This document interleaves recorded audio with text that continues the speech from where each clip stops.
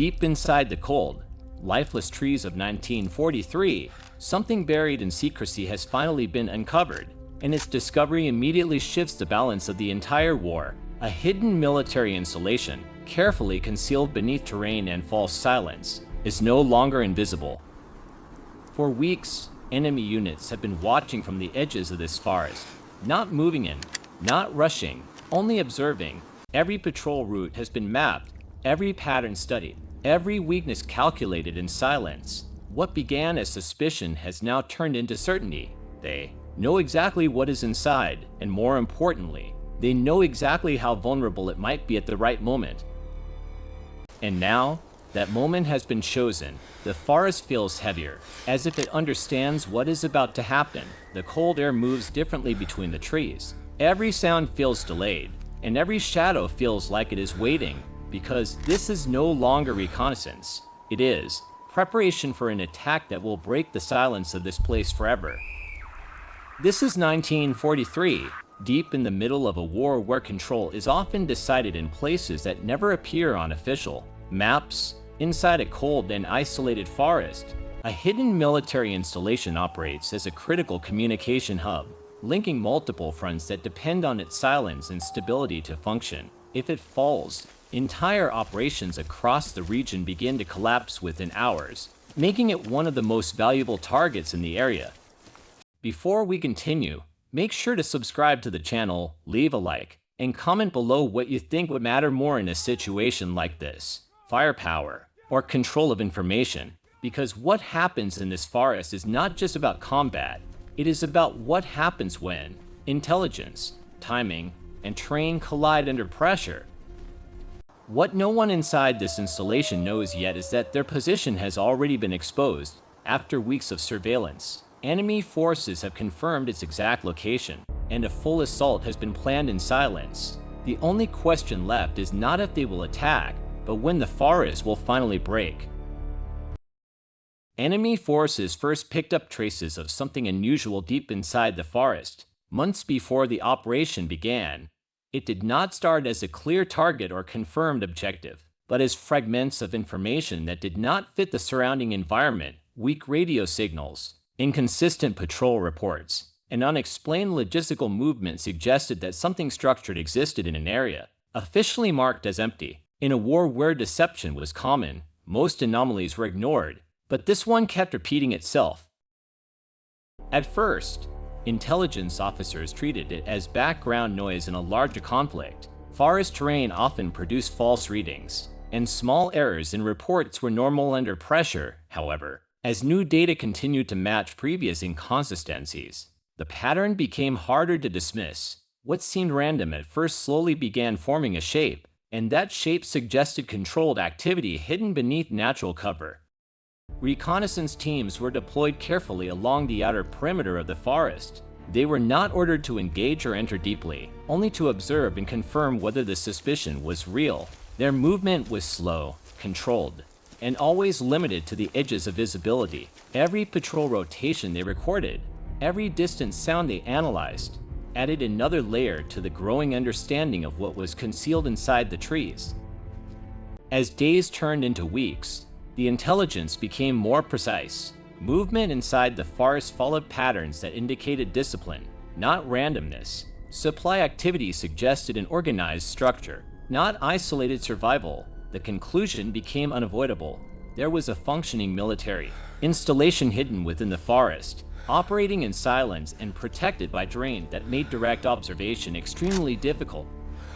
With confirmation established, attention shifted from discovery to analysis. Commanders began mapping potential entry points, likely defensive positions, and reaction times based on observed patrol behavior. They studied how quickly movement was detected along different sections of the tree line, and how the defenders responded to minor disturbances. Every detail mattered, because the forest itself acted as both cover and weapon.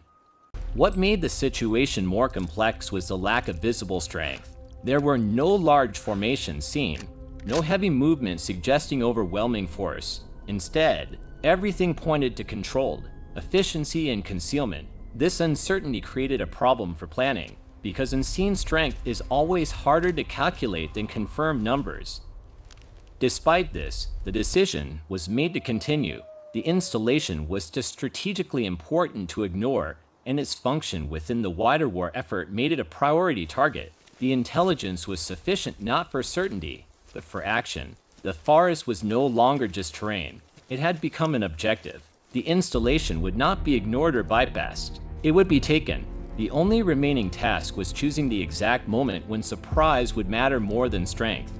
The decision to attack was not made in haste, but it was made with growing confidence. After weeks of surveillance, the enemy command believed they had understood the rhythm of the forest and the behavior of those defending the hidden installation. Every report, every observation, and every calculated assumption pointed toward one conclusion: the position could be taken if struck at the right moment.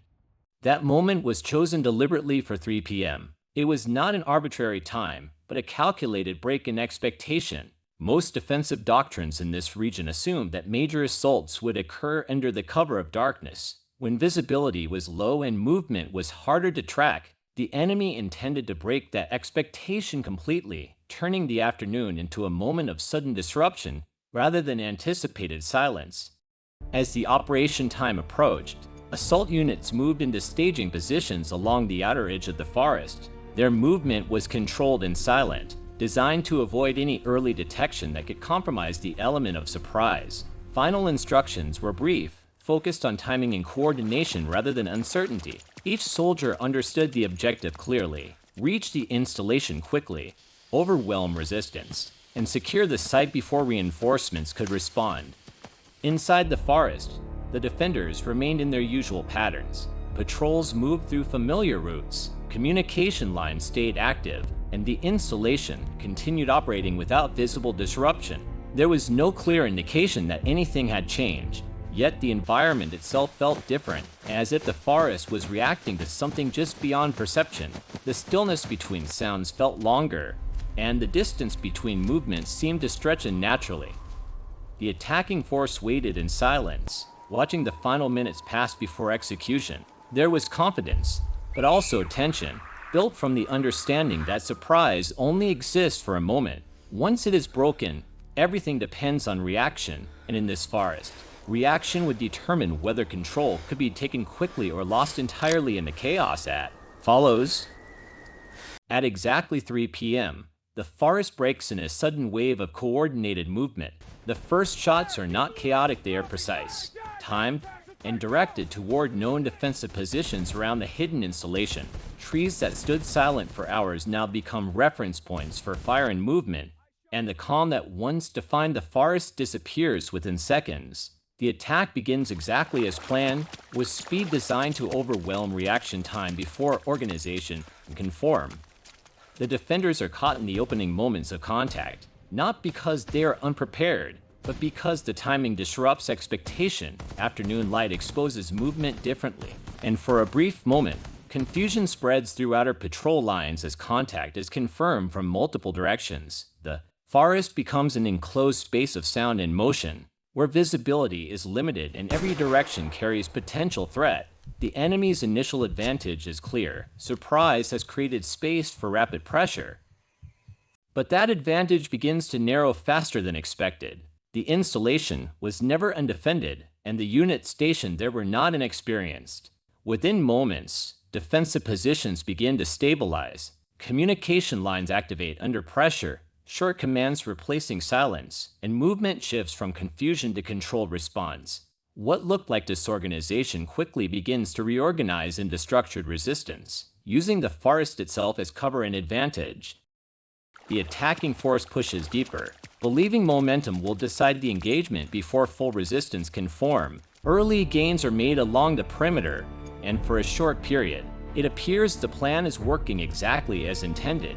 However, the terrain begins to complicate progress. Trees block lines of sight. Uneven ground slows coordination, and the forest compresses movement into narrow channels where ambush becomes unavoidable. The environment starts to work against speed.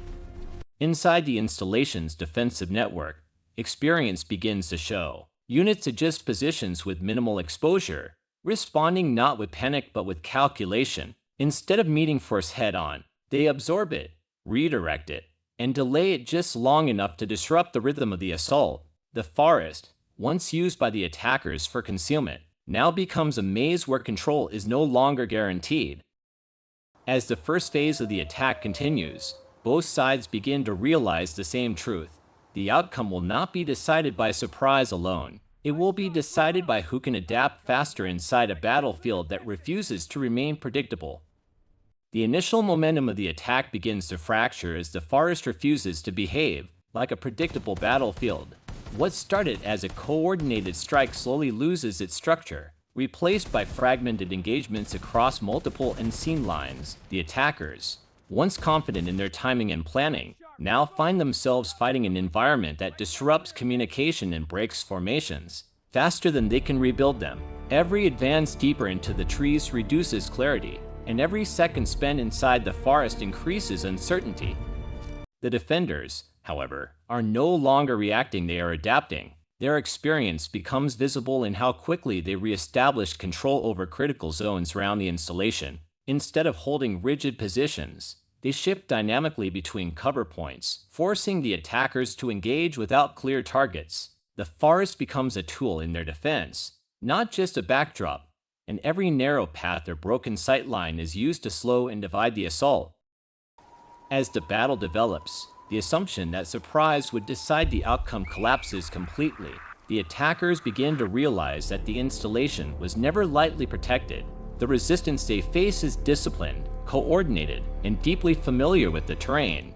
What was expected to be a rapid seizure of control turns into a prolonged engagement where every movement costs time and exposes weakness. The forest, once seen as neutral ground, now actively works against their progress.